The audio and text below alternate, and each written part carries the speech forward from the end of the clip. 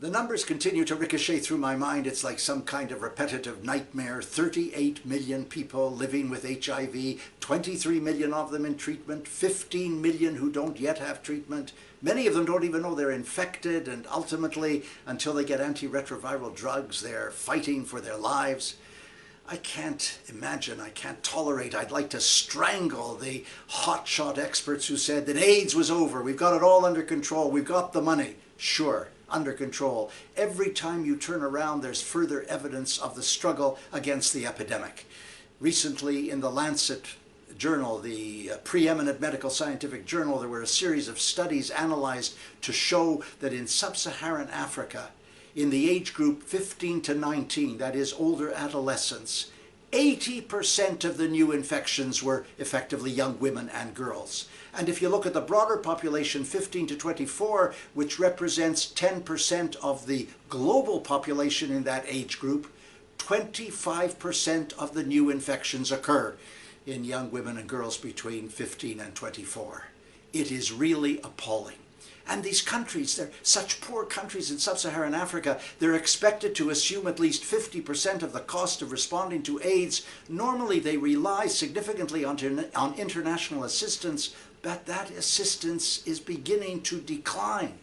For example, last month there was the replenishment conference for the Global Fund to Fight AIDS, Tuberculosis and Malaria, and it raised $14 billion, which was allegedly its target, but its own investment case showed that you needed at least $18 billion. In fact, you need $32 billion if we're going to overcome those three infectious diseases with AIDS as the primary focus. We're nowhere near it.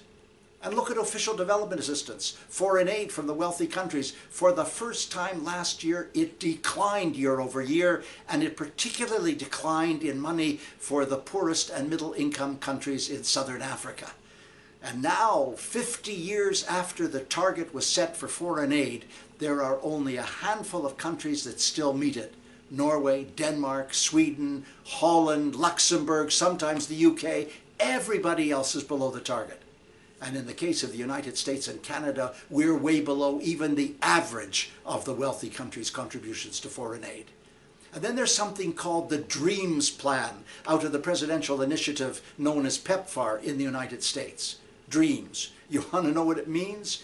The D is for determination. The R is for resilience. The E is for empowerment. The A is for AIDS-free. The M is for monitoring. The S is for safety. Can you imagine the intellectual acumen gathered together to figure out how they were going to put words to the letters they had chosen? But in truth, the DREAMS campaign is focused on young women and girls, and it's meant to be holistic, and maybe it will apply the broad range of responses that will make a difference. Who knows? It is such a tough, continuing battle. Thousands of new infections every week in the age category 15 to 24. So today, November 1st, UNAIDS, that's the day I'm taping this on, UNAIDS has appointed a new executive director, Winnie Byanyima, or Winnie Byanyima. I got it right. And she has a monumental challenge in front of her. And we wish her well, of course. But boy, oh boy, what a struggle. That was last week. I'm Stephen Lewis.